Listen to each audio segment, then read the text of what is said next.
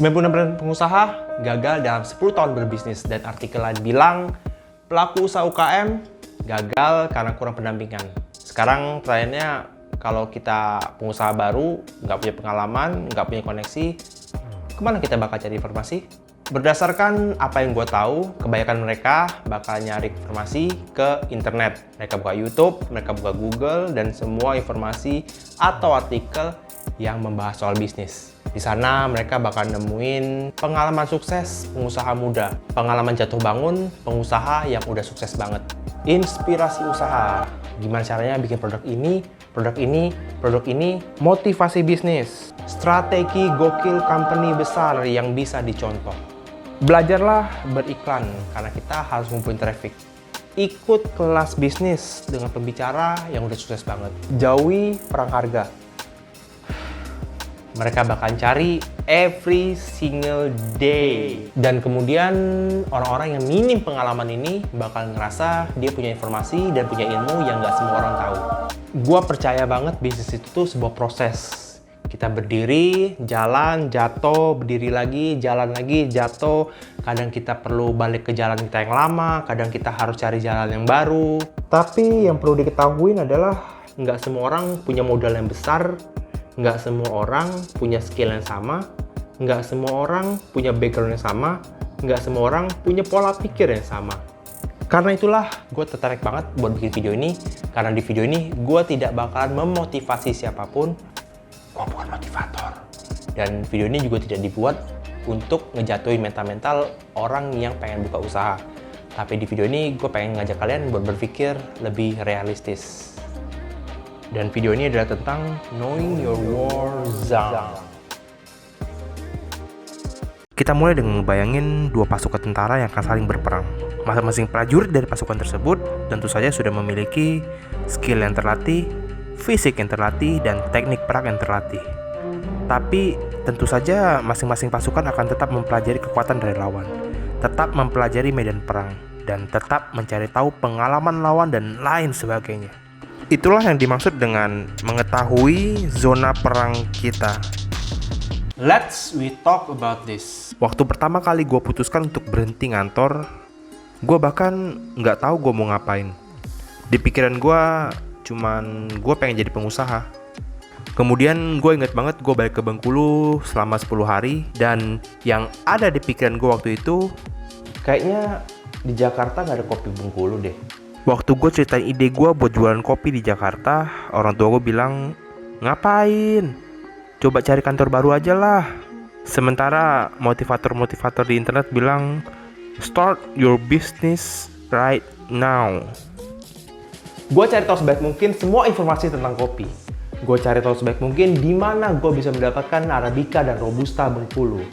And for your information, waktu zaman itu nggak banyak yang tahu di Bengkulu punya Arabica. Tapi gue tidak mencari tahu tentang zona perang usaha gue. Gue nggak tahu siapa kompetitor gue. Gue nggak sadar kalau duit gue itu terbatas banget. Dan yang paling krusial, gue nggak sadar kalau gue memulai bisnis di Jakarta, yang mana itu akan jauh lebih berat bagi seorang perantau seperti gua. Mungkin lu punya ide yang sangat bagus, mungkin lu tahu dengan pasti siapa yang butuh produk lu, tapi ada banyak hal yang lu tidak sadari, tapi tetap lu harus terima.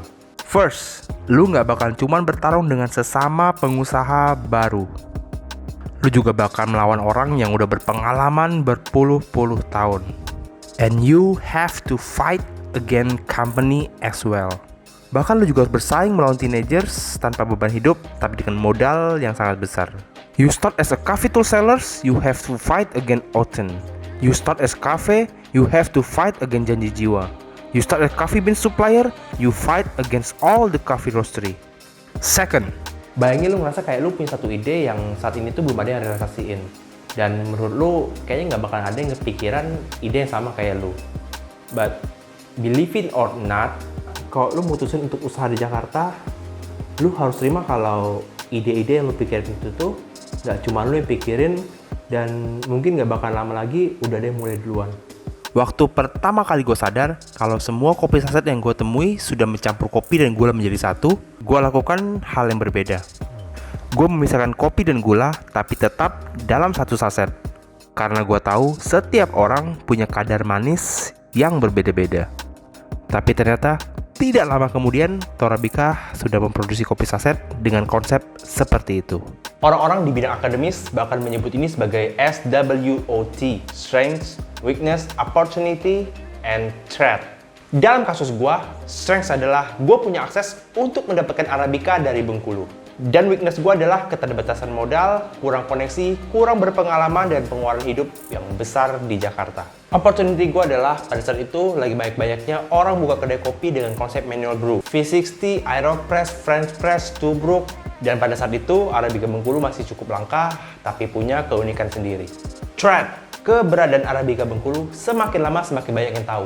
Nggak cuma dari kota Jakarta, tapi juga dari kota-kota lain, termasuk sesama Pulau Sumatera. Dan tentu saja orang-orang ini bukan hanya orang-orang secara individual, tapi juga perusahaan dengan modal yang jauh lebih besar. Mereka ambil dalam jumlah yang besar, sedangkan yang nanem masih cukup dikit. So, what's the point?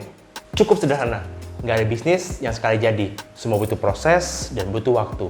Sekarang tergantung diri kita sendiri, bagaimana kita mengenal diri kita, bagaimana kita menilai diri kita. Atau dalam kata lain, sadar diri. Apakah kita orang yang berani ambil risiko dan berani jatuh bangun, ataukah kita tipe orang yang sadar kalau kayaknya ini belum waktunya deh. Nggak ada pilihan yang salah. Serius, gue bisa bilang dengan yakin, nggak ada pilihan yang salah. Kenali diri lu terlebih dahulu, bagaimana lu menanggapi sesuatu hal yang terjadi pada lu. Karena nggak semua orang bisa mengendalikan stresnya masing-masing. Jadilah diri kita sendiri. Terus gimana? Udah pernah coba cari tahu tentang zona perang bisnis lu?